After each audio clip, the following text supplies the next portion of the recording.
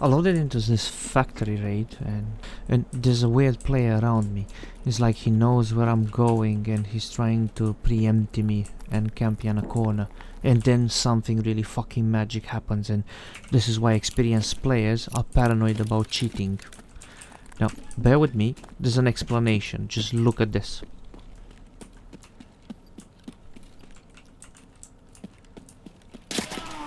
Where the fuck was he? What the fuck just happened? I literally didn't see him. Oh, come on. Goddamn fucking again. Let's see, this is half the speed. And I'm dead. Now check this out, how he makes no sound, right? He moves into the vision on the top right. And then he shoots. So